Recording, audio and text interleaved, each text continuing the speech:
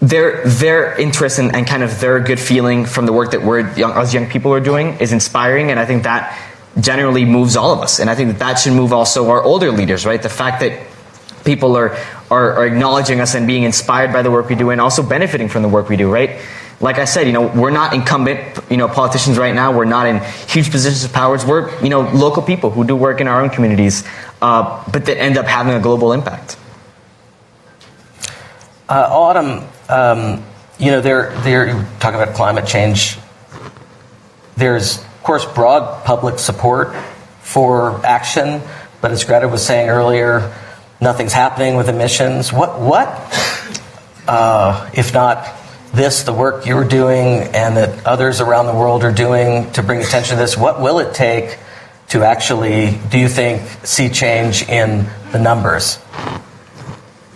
Well, to see change, I think that what we need to do is start getting more people and more youth, not only from Canada, but from all over the world, and empowering other kids to stand up like how we are. And I think that what we're doing right now is empowering them, because being at the World Economic Forum, we're on a global stage, and everyone's going to be watching this, and what we say right now is going to make an impact on everyone watching.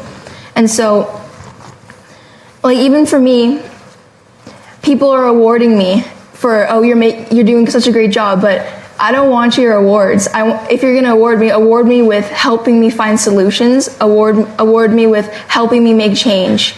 And I feel that's what I would want to see, is more people trying to help us with what we're trying to achieve.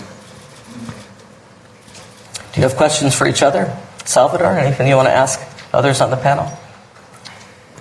Put me on the spot here. No, I mean, I think we're already on the spot being here in the first place. You're all, I think one of the things that's amazing about all of you is that you are, I mean, we're students of yours, but in addition to the work you're doing, you're all literally students. And you're students of history, I know.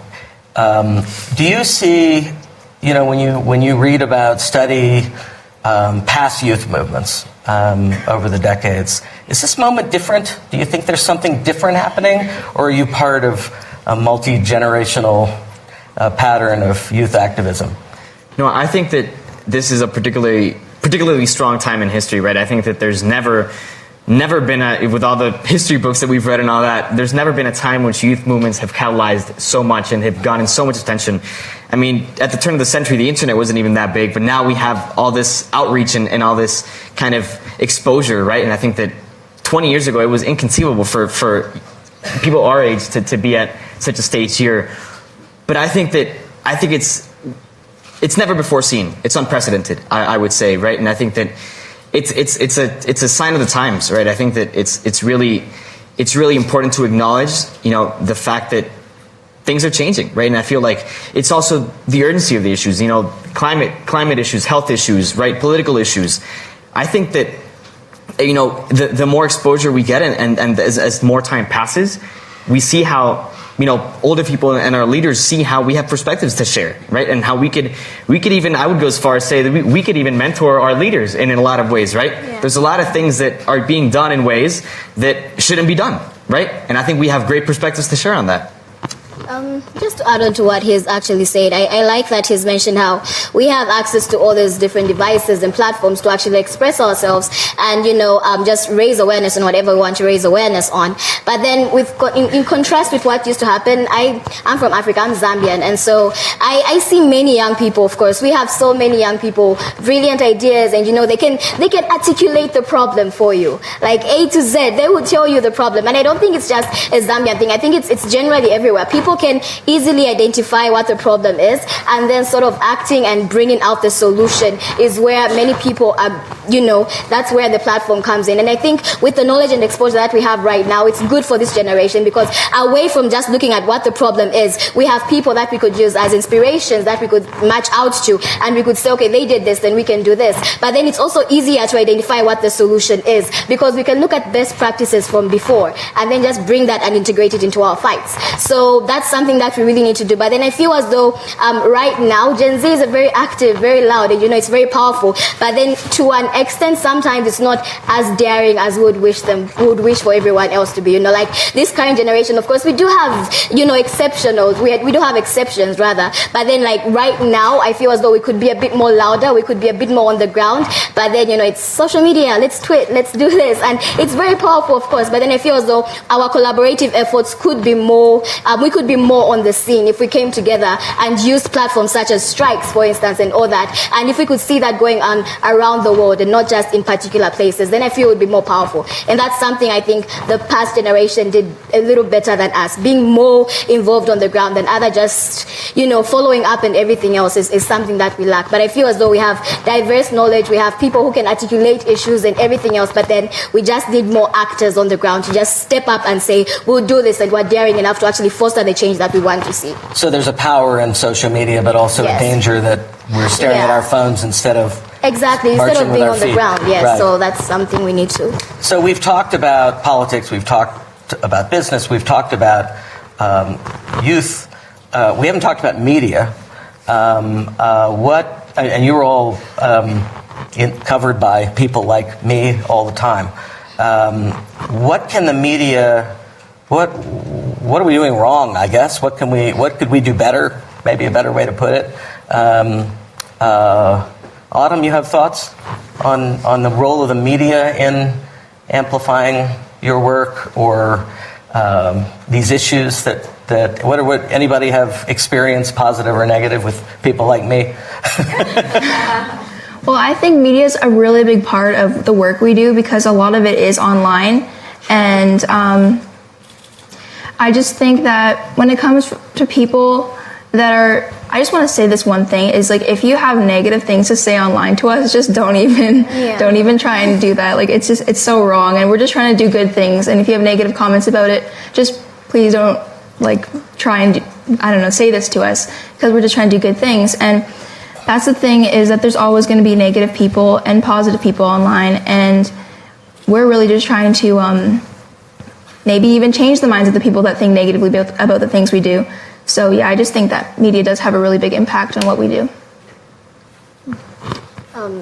I could probably add on, because I've been in the media for quite some time, and I do believe I actually had a conversation with Salvador the other night, and we were talking about how sometimes it's just a matter, the media thinks as though the power lies in all these things and what people are talking about, but then they actually have the power to make this a huge conversation. It's all in the media. So the media has got the power to shape the minds of what we have and put us at the center of any conversation.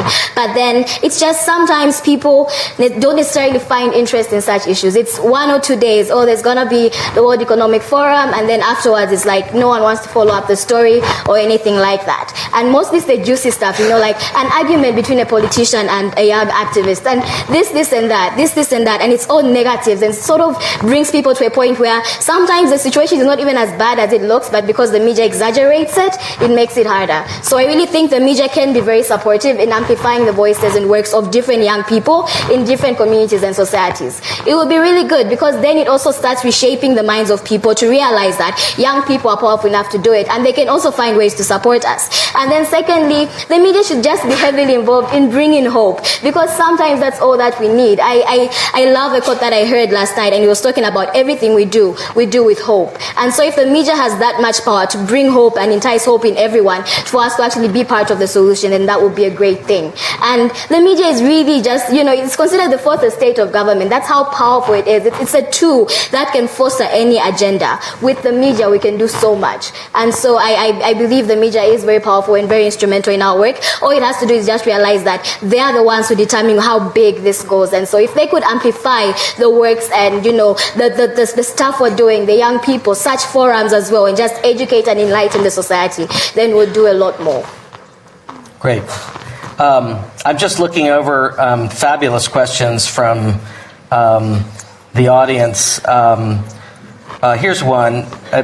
You mentioned your hopes that the next generation of politicians will be more receptive. Do you think that's realistic, or will politicians always fall into the same power traps? I mean, I think that the fact that we're doing the work we're doing at so young, I think that's kind of inspiring in a lot of ways. I think we're not going down that path of becoming insatiable with power.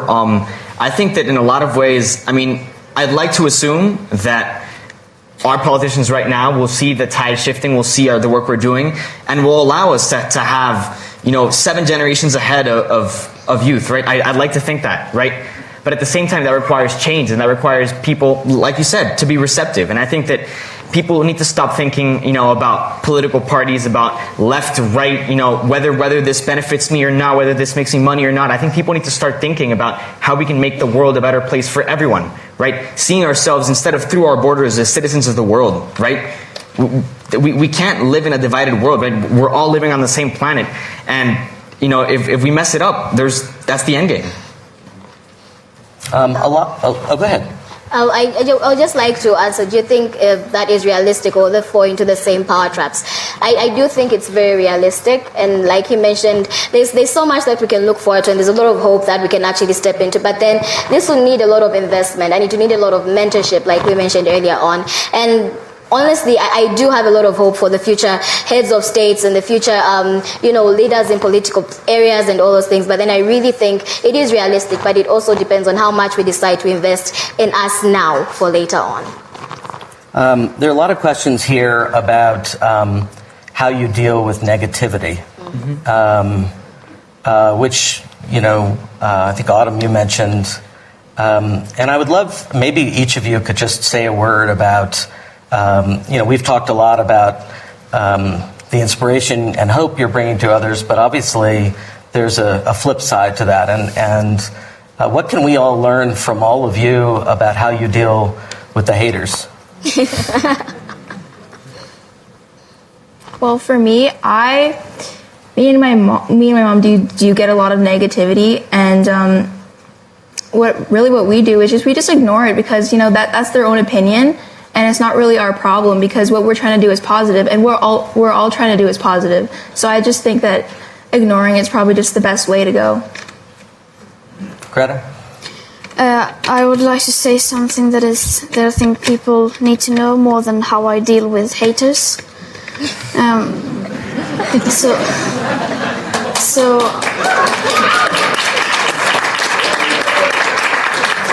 I have some remarks I would like to give. Please. I will speak later today, so I just want to take this opportunity to once again remind everyone of our current situation. In Chapter 2 on page 108 in the SR 1.5 IPCC report that came out in 2018, it says that if we are to have a 67% chance of limiting the global average temperature rise to below 1.5 degrees Celsius, we had on January 1st, 2018, about 420 gigatons of CO2 left to emit in that budget. And of course that number is much lower today, as we emit about 42 gigatons of CO2 every year, including land use. With today's emissions levels, that remaining budget is gone within less than 8 years. These numbers aren't anyone's opinions or political views. This is the current best available science. Though many scientists suggest these figures are too moderate, these are the ones that have been accepted through the IPCC. And please note that these figures are global and therefore do not say anything about the aspect of equity, which is absolutely necessary to make the Paris Agreement work on a global scale. And that means that richer countries need to get down to zero emissions much faster, and then help poorer countries do the same, so that people in less fortunate parts of the world can raise their living standards. And these numbers also don't include most feedback loops, non-linear tipping points, nor additional warming hidden by toxic air pollution. Most models, however, assume that future generations will, however, will somehow be able to suck hundreds of billions of tons of CO2 out of the air with technologies that do not exist today in the scale required, and perhaps never will. The approximate 67% chance is the one with the highest odds given by the IPCC, and now we have less than 340 gigatons of CO2 left to emit in that budget to share fairly? And why is it so important to stay below 1.5 degrees Celsius? Because even at 1 degree, people are dying from climate change. Because that is what the United Science calls for, to avoid destabilizing the climate so that we have the best possible chance to avoid setting off irreversible chain reactions. Every fraction of a degree matters. Since last summer, I've been repeating these numbers over and over again in almost every speech. But honestly, I don't think I have once seen any media outlet or person in power communicated this and what it means. I know you don't want to report about this. I know you don't want to talk about this. But I assure you I will continue to repeat these numbers until you do.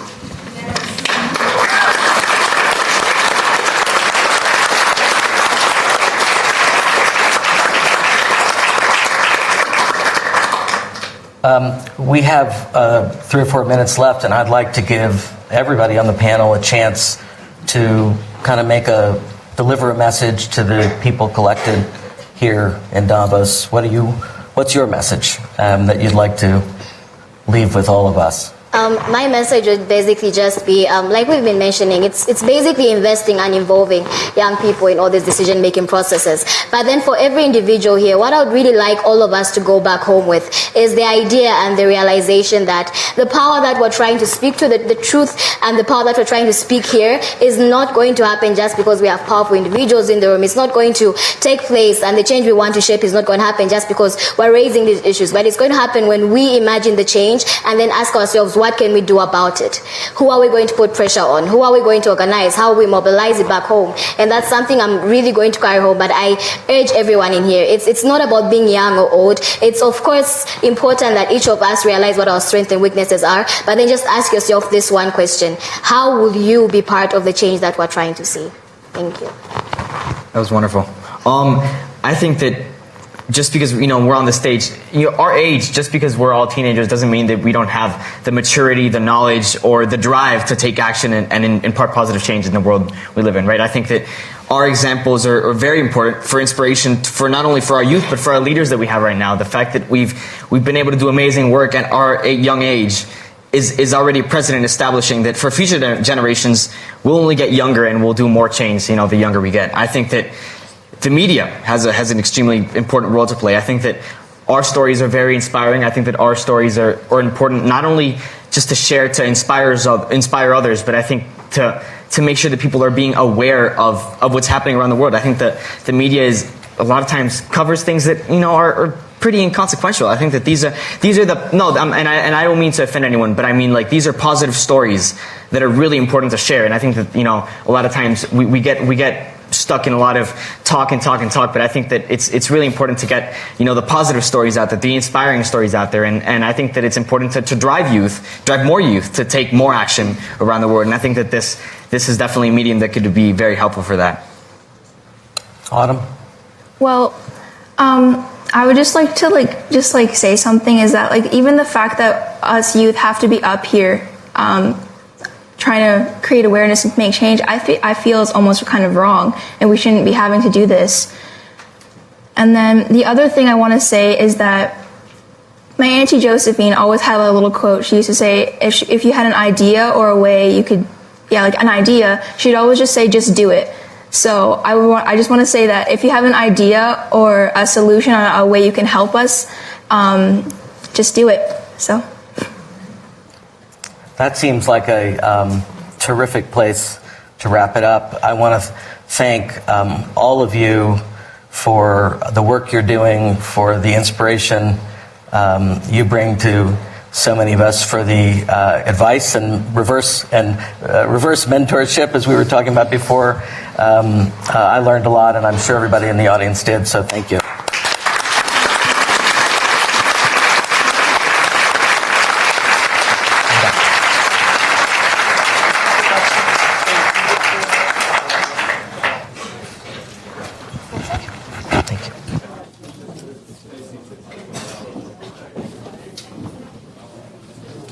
Asseyez-vous au moins.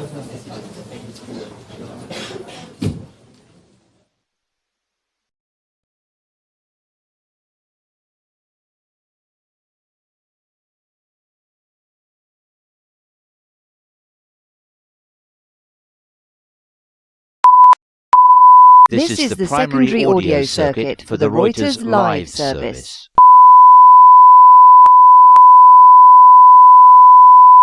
This is the primary audio circuit for the Reuters live service.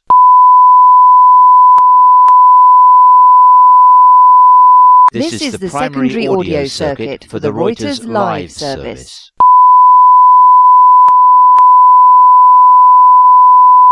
This is the primary audio circuit for the Reuters live service.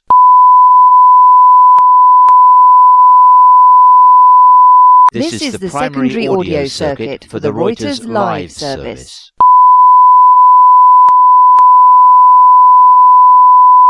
This is the primary audio circuit for the Reuters live service.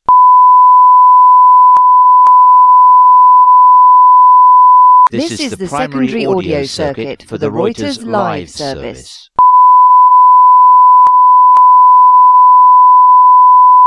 This is the primary audio circuit for the Reuters live service.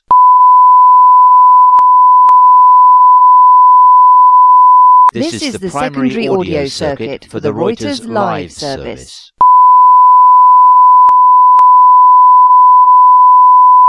This is the primary audio circuit for the Reuters live service.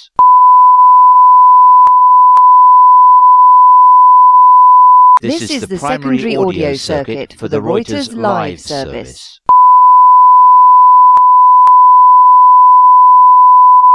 This is the primary audio circuit for the Reuters live service.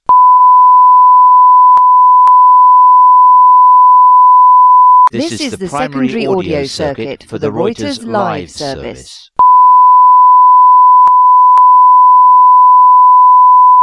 This is the primary audio circuit for the Reuters live service.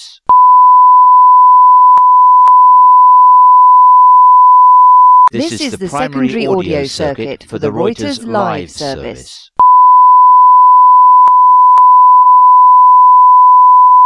This is the primary audio circuit for the Reuters live service.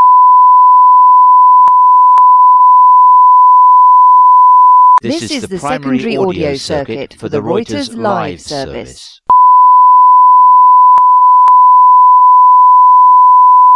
This is the primary audio circuit for the Reuters live service.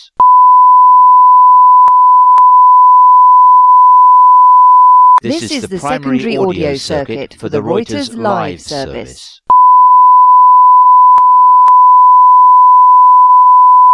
This is the primary audio circuit for the Reuters live service.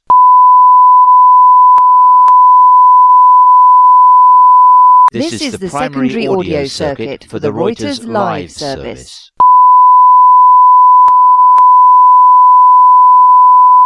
This is the primary audio circuit for the Reuters live service.